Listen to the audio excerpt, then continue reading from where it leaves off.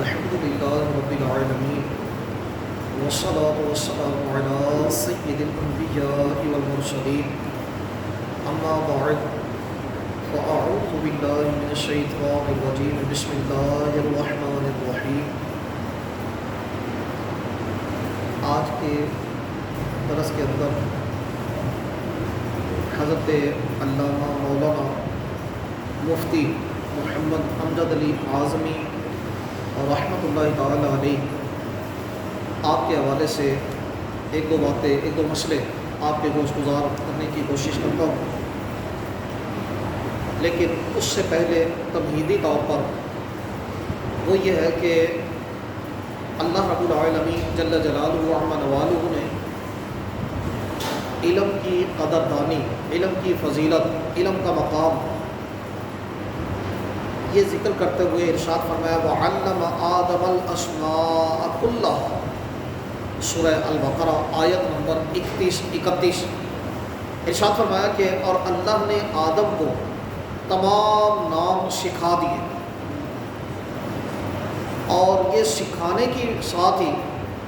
حضرت آدم علیہ السلام کو فرشتوں پر برتری عطا فرمائی گئی. ایسی برتری کہ فرشتوں کو حکم دیا کہ سجدہ کرو آدم علیہ السلام کو. ان کا مقام، ان کا مرتبہ اتنا بلند و بالا فرما دیا گیا. تو علم، اس کی قدر کرنی چاہیے. اس سلسلے میں تفسیر کبیر کے اندر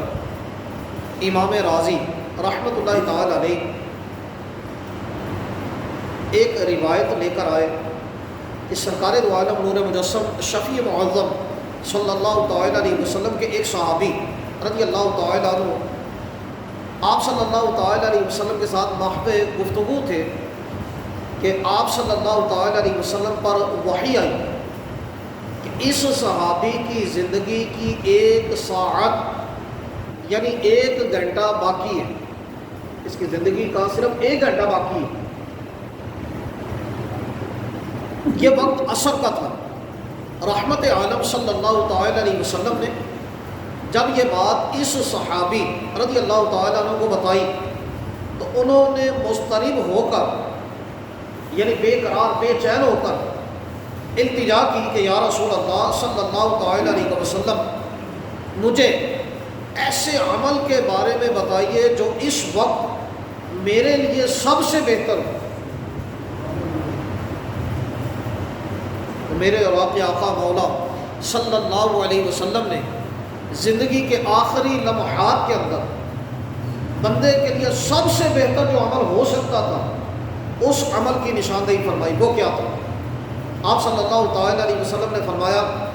علم دین سیکھنے میں مشغول ہو جاؤ. علم دین کو حاصل کرنے میں، اس کو سیکھنے میں مصروف ہو جاؤ. چنانچہ وہ صحابی رضی اللہ تعالیٰ عنہ علم سیکھنے میں مشغول ہو گئے، مصروف ہو گئے، اور مغرب سے پہلے ہی ان کا انتقال ہو گیا. اب راوی فرماتے ہیں جنہوں نے اس حدیث کو روایت کیا، وہ فرماتے ہیں کہ اگر علم سے افضل کوئی شے ہوتی تو رسول مقبول صلی اللہ علیہ وسلم اسی کا حکم ارشاد فرماتے ہیں. اس سے یہ پتہ چلا کہ علم حاصل کرنے کا، علم کا اللہ کی بارگاہ میں بڑا مقام اور مرتبہ ہے. جب ایسا ہے تو ایسی صورت میں صاحب بہار شریعت حضرت علامہ مولانا امجد علی اعظمی رحمۃ اللہ تعالی علیہ انہوں نے بہار شریعت کی صورت میں فقہ حنفی کا جو ایک انسائکلوپیڈیا امت مسلمہ کو عطا فرمایا. اس کے اندر بہت سا علم انہوں نے، جس کو کہتے ہیں کہ دریا کو کوزے میں بند کر دینا، اس انداز کو اختیار فرمایا. بڑی بڑی کتابوں کے اندر جو جزئیات پھیلی ہوئی تھی، جو علم پھیلا ہوا تھا، انہوں نے اس کا خلاصہ، اس کا نچوڑ، اس کا لب لباب جو ہے یہ بہار شریعت کے اندر اس کے 17 حصے انہوں نے لکھے تھے. 3 حصے بعد میں، چونکہ ان کی خواہش تھی 20 حصے لکھنے کی، لیکن 17 حصے لکھ پائے کہ 2 ذی القعدہ، دوسری شب کی ذی القعدہ کی، کہ جس وقت حضرت علامہ مولانا مفتی امجد علی اعظمی رحمۃ اللہ تعالی علیہ آپ کا وصال ہوا، تو آپ نے بہار شریعت کے اندر جو مسائل لکھے ان میں سے اس درس کے اندر آپ کو ایک مسئلہ میں نے عرض کرنا ہے، چونکہ اس مسئلے کا تعلق ہماری معاشرت کے ساتھ ہے اور بہت سارے افراد اس سے ناواقف بھی ہیں اور اس سے آگے بڑے مسائل نکلتے ہیں جس کی بنا پر بہت سارے لوگ گناہ گار بھی بسا اوقات ہوتے ہیں۔ چنانچہ بہار شریعت کے 7ویں حصے کے اندر صفحہ نمبر 29 ہے، اس پر مولانا امجد علی اعظمی رحمۃ اللہ تعالی علیہ نے یہ مسئلہ لکھا ہے۔ عام طور پر آپ دیکھتے ہیں کہ ہمارے معاشرے کے اندر دوسرے کے بچے کو لے کر پالا جاتا ہے، لے پالک بچہ، اڈاپٹ کیا جاتے ہیں بچے۔ ایسی صورت کے اندر یا پھر بچے کو دودھ بھی پلایا جاتا ہے۔ اب بچے کو دودھ پلایا جائے تو کتنی مدت تک بچے کو دودھ پلا سکتے ہیں؟ ہمارے معاشرے کے اندر بعض گھرانوں کے اندر تو یہ ہے کہ بچی کو 2 سال تک دودھ پلاتے ہیں، جبکہ بچے کے بارے میں ذہن یہ ہے کہ اس کو 2.5 سال تک دودھ پلاتے ہیں۔ لیکن اصل مسئلہ کیا ہے بچے اور بچی کے لحاظ سے کہ ان کو کتنا عرصہ تک دودھ پلانا جائز ہے اور اس کے بعد ان کو دودھ پلانا جائز نہیں؟ ایک مسئلہ یہ تھا۔ دوسرا مسئلہ وہ یہ تھا کہ رضاعت سے جو حرمت ثابت ہوتی ہے، یعنی دودھ کی بنا پر جو حرمت ثابت ہوتی ہے کہ اگر اتنی مدت تک کسی بچے یا بچی کو دودھ پلا دیا جائے تو ایسی صورت میں پھر اس کے ساتھ جو اصل نسب کے جو رشتے ہیں، نسب جن کو حرام کر دیتا ہے، دودھ بھی اس کو حرام کر دیتا ہے، وہ عمر، وہ مدت کتنی؟ ایک ہے دودھ پلانے کی مدت کتنی ہے، ایک ہے کہ اس دودھ کی بنا پر جو رشتے حرام ہو جاتے ہیں ان کی مدت کیا ہے؟ یہ 2 مسئلے اس وقت سر دست آپ کے گوش گزار کرتا ہوں۔ حضرت صدر الشریعہ رحمۃ اللہ تعالی علیہ کے ایصال ثواب کے لیے وہ علم کہ جو دنیا کے اندر وہ چھوڑ گئے، اس علم میں سے یہ 2 مسئلے میں اس وقت آپ کے گوش گزار کرتا ہوں۔ آپ لکھتے ہیں کہ بچے کو 2 برس تک دودھ پلایا جائے اور اس سے زیادہ کی اجازت نہیں، مطلق بچے کو 2 برس تک دودھ پلایا جائے، اس سے زیادہ کی اجازت نہیں، دودھ پینے والا لڑکا ہو یا لڑکی، دونوں کے لیے حکم یہی ہے۔ پھر لکھتے ہیں کہ اور یہ جو بعض عوام میں مشہور ہے کہ لڑکی کو 2 برس تک اور لڑکے کو 2.5 برس تک پلا سکتے ہیں، یہ صحیح نہیں ہے۔ یعنی بچے اور بچی کے اندر فرق مدت کے لحاظ سے 2 برس اور 2.5 برس کا کہتے ہیں کہ یہ کوئی فرق نہیں ہے، چاہے وہ بچہ ہو چاہے بچی ہو، لڑکا ہو یا لڑکی ہو، دونوں کے لیے مدت دودھ کی مدت جو ہے وہ صرف 2 سال تک ہے۔ اچھا، اس کے بعد اگلا مسئلہ یہ تھا کہ یہ حکم جو ہے وہ دودھ پلانے کا ہے اور نکاح حرام ہونے کے لیے 2.5 برس کا زمانہ ہے، یعنی دودھ پلانے کی مدت تو 2 سال ہے، لیکن ایک ہے کہ اپنا بچہ، ایک ہے کسی کے بچے کو بالفرض لے پالک بچہ ہے، لے کر پالا ہے یا لے کر پالا نہیں بھی ہے، کسی کا بچہ رو رہا ہے، کسی عورت نے اس کو دودھ پلا دیا، دودھ پینے کی مدت تھی، اس کے اندر اس نے دودھ پلا دیا، اب وہ 2 برس سے کچھ زیادہ کا ہو چکا، یعنی 2.5 برس کے اندر اندر ہے، ابھی بچہ ہو یا بچی ہو، کسی عورت نے اس بچے یا بچی کو، کسی کے بچے یا بچی کو 2.5 برس کے اندر اندر دودھ اگر پلا دیا تو ایسی صورت میں جس طرح سے نسب رشتے کو حرام کر دیتا ہے، نسب کی بنا پر بیٹی حرام ہو جاتی ہے،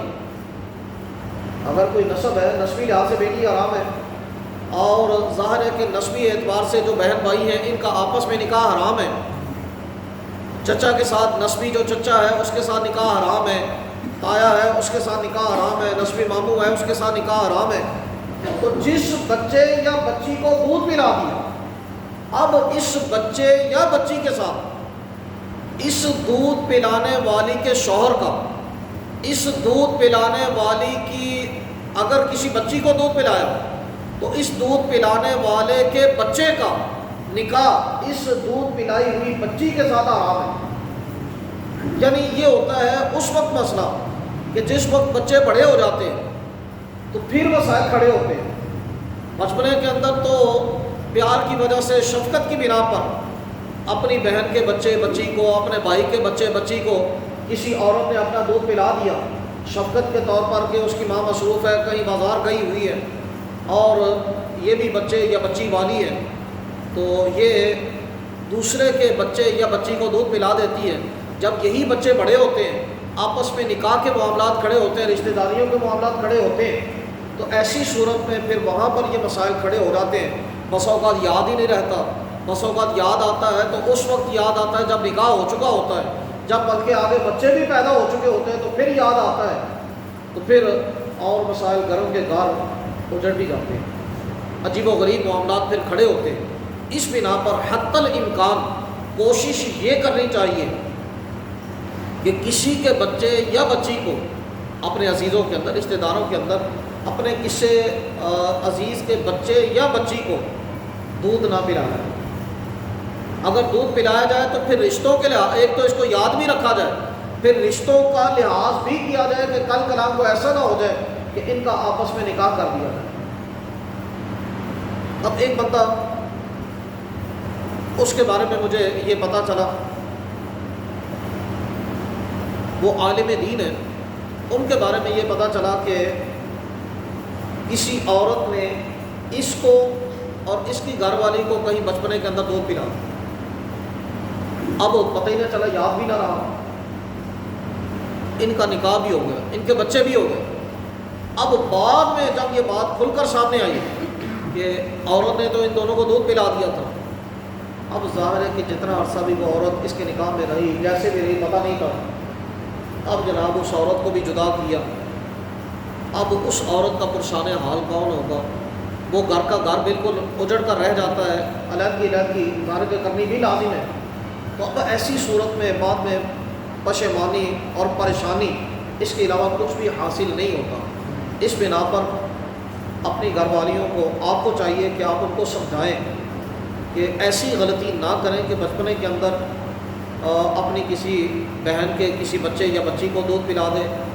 یا اپنے کسی دیور جیٹھ وغیرہ کے بچے یا بچی کو دودھ پلا دیں کہ بعد میں جب رشتوں کے مسئلے ہوں تو پھر حرام کا ارتکاب نہ کر پائیں. یہ بچپنے کے اندر ہی یہ چیز اپنے پیش نظر رکھنی چاہیے. پھر اسی طرح سے